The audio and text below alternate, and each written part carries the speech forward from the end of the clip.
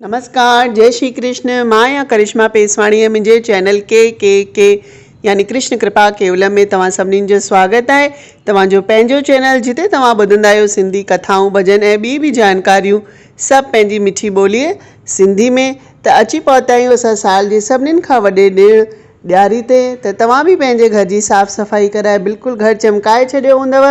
त हाणे तव्हां पाण बि सोलह श्रृंगार करे तयार थी वञो, छो त ॾियारी आहे 5 ॾींहंनि जो त्योहारु जंहिंमें रोज़ संझा जी पूॼा जो ख़ासि महत्व आहे। ऐं चवंदा आहिनि कि जे घर में साफ़ सुथरे घर में जंहिंजी नारी सोरह श्रृंगार करे प्रसन्नता सां पूॼा कंदी आहे हुन ते लक्ष्मी माता तमामु घणो प्रसन्न थींदा आहिनि ऐं पंहिंजी असीम कृपा बरसाईंदा आहिनि। त जो ॾियारी जा 5 ॾींहं आहिनि हुननि जी कथा मां पहिरियों ई विझी चुकी आहियां। धनतेरस, ॾियारी, नरक चोॾस ऐं गोवर्धन पूॼा ऐं भाई दूज हिननि सभिनीनि जी कथा मां पहिरियों ई विझी चुकी आहियां। तव्हां हे डिस्क्रिप्शन में ॾिसी सघो था। त अॼु असां ॻाल्हि कंदासीं ॾियारी जी श्रृंखला में पहिरें ॾींहं ते धनतेरस जी कथा ऐं महत्व। अॼु मां तव्हांखे ॿुधाईंदमि पूॼा जो सामान, मुहूर्त, कंहिंजी पूॼा कजे, छा तव्हां वठी सघो था। त सभिनीनि खां पहिरियों मां तव्हांखे मुहूर्त ॿुधायां। हिन साल धनतेरस जो मुहूर्त आहे 7:05 खां सवाइ 8 ताईं। इहो ख़ासि मुहूर्त आहे, हिन में तव्हां पूॼा करे सघो था। त जीअं त धनतेरस ॾींहुं धन जे देवता कुबेर ऐं धन जी माता लक्ष्मी जो पूॼन थींदो आहे ऐं गॾु ई भॻवानु धनवंतरी जो बि पूॼा थी कबी आहे, जो देवताउनि जा वैद्य आहिनि ऐं आयुर्वेदिन हुननि जी ई देन आहे। चवंदा आहिनि अॼु जे ॾींहुं ई समुंड मां भॻवानु धनवंतरी जो जनमु थियो हो। त धन सां गॾु सिहत बि ज़रूरी आहे, हिन करे भॻवानु धनवंतरी जी पूॼा बि अॼु जे ॾींहुं यानी धनतेरस जे ॾींहुं ज़रूरु कजे। ऐं हिकु दीपक चवंदा आहिनि चित्रगुप्त जे नाले जो ॿारिजे चौमुखी ॾीओ ऐं यमराज जो बि दीपदान चवंदा आहिनि। पर जेसि ताईं मूंखे ख़बर आहे त नरक चोॾस ॾींहुं यानी धनतेरस खां ॿिए ॾींहुं यमराज जे लाइ नरकनि मां छुटकारो पाइण लाइ ॾीओ ॿारिबो आहे। त तव्हां धनतेरस या नरक चोॾस कहिड़े ॾींहुं बि इहो ॾीओ ॿारे सघो था, जो घर जी चौंठ जे ॿाहिरि ॿारिबो आहे ऐं चौमुखी ॾीओ ॿारिबो आहे। त उहो बि हिकु दीपदान अॼु जो हूंदो आहे। त तव्हां चवंदा कि लक्ष्मी माता जी त पूॼा असां रोज़ु कंदा आहियूं, असांजे डेली पूॼा घर में आहे, त अलॻि असां छा ॾियारी वांगुरु सजायूं? त जी हा, बिल्कुलु। जीअं कोई बि प्रोग्राम हूंदो आहे त जो चीफ गेस्ट आहे यानी हुन प्रोग्राम जो मुख्य अतिथि आहे हुनजो आसन अलॻि लॻाइबो आहे, अलॻि सां हुनखे विराजमान कराइबो आहे। त ईअं ई धनतेरस में माता लक्ष्मी, धनवंतरी भॻवानु ऐं कुबेर जी अलॻि सां पूॼा कजे। त हिन लाइ असांखे छा खपे? हिकु चौकी खपे पूॼा जी, जंहिंमें तव्हां ॻाढ़ो कपिड़ो विछाए सघो था ऐं टिनिनि जी तव्हांखे प्रतिमा या चित्र खपे। लक्ष्मी माता जो चित्र या प्रतिमा त हर घर में हूंदो आहे ऐं बाक़ी भॻवानु धनवंतरी ऐं कुबेर जो तव्हां चित्र ॿाहिरां प्रिंट आउट कराए सघो था। ऐं हिन जे अलावा पाण खे खपे कलश जे हेठां रखण वारो ऐं नारेल, कमल जा गुल ऐं थी सघे त कमल जे गुलनि जी माला ई ठाहे करे लक्ष्मी माता खे पायो।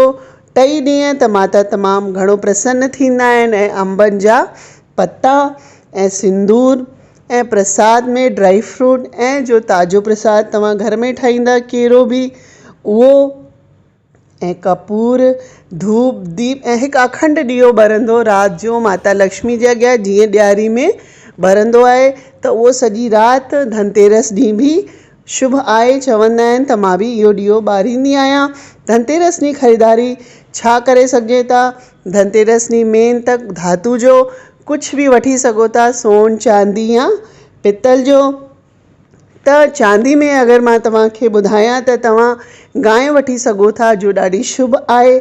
नंढी तुलसी माता जो बिल्कुलु नंढी मिलंदी आहे चांदी जी, उहो रखण बि ॾाढो शुभ आहे। भॻवानु विष्णु जे अॻियां उहा तुलसी माता रखी सघो था। ऐं घर में बांसुरी रखण बि वास्तु जे हिसाब सां शुभ आहे, त चांदी जी बांसुरी वठी सघो था। लक्ष्मी माता जे साइड में रखण लाइ हाथी चांदी जा हिकु जोड़ी नंढड़ी उहा वठी सघो था। चांदी जी कौड़ी लक्ष्मी माता लाइ वठी सघो था। ऐं पाण जो महालक्ष्मी जी पूॼा कंदा आहियूं हुन में पाण खे घोड़ो खपे, त चांदी जो घोड़ो बि वठी सघो था। ऐं वॾी सताइण लाइ शीतला माता जी नंढी प्रतिमा बि वठी सघो था। केले जा वण बि अॼुकल्ह अचणु लॻा आहिनि चांदीअ में, उहे बि कथा में रखणु शुभ आहिनि, उहो वठी सघो था। ॿियो न त चांदी जो चुमिचो वठी सघो था। ऐं अगरि तव्हां वटि भॻवानु विष्णु लक्ष्मी न आहिनि चांदी जा त हू वठी सघो था। जीअं त ॾियारी में पाण हमेशह मिटी जा वठंदा आहियूं, त अगरि हिकिड़ो ईअं हुजे कि जंहिंमें लक्ष्मी माता गणेश ऐं सरस्वती जी हिकदमि प्रतिमा गॾु हुजे त उहो बि वठी सघो था। पंहिंजे लाइ तव्हां छेर पेरनि में पाइण जी बिछिया उहे बि वठी सघो था। ऐं बाक़ी ॿी ॻाल्हि कयूं त अॼु जे ॾींहुं चवंदा आहिनि सॼा धाणा वठिजनि ऐं हैड सॼी वठिजे, ॿुआरी वठिजे, रुद्राक्ष वठिजे। इहे सॼा धाणा ऐं हैड असां पूॼा में रखंदा आहियूं, ॾियारी जे ॾींहुं बि रखंदा आहियूं पूॼा में।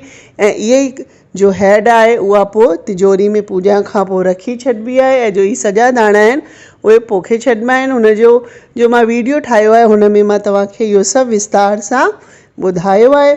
त तव्हां सभिनीनि खे धनतेरस जी लख लख वाधायूं। माता लक्ष्मी जी कृपा सभिनीनि ते रहे, इहा ई भॻवान सां वेनिती आहे। त इहो हो अॼु जी धनतेरस जो वीडियो। तव्हांखे कीअं लॻो मूंखे कमेंट करे ज़रूरु ॿुधाईंदा। ऐं मुंहिंजे चैनल खे लाइक शेयर ऐं सब्सक्राइब कंदा त वरी मिलंदासीं हिकु नए वीडियो नई जानकारी सां। तेसि ताईं मोकल थी वठां। जय झूलेलाल, जय श्री कृष्ण।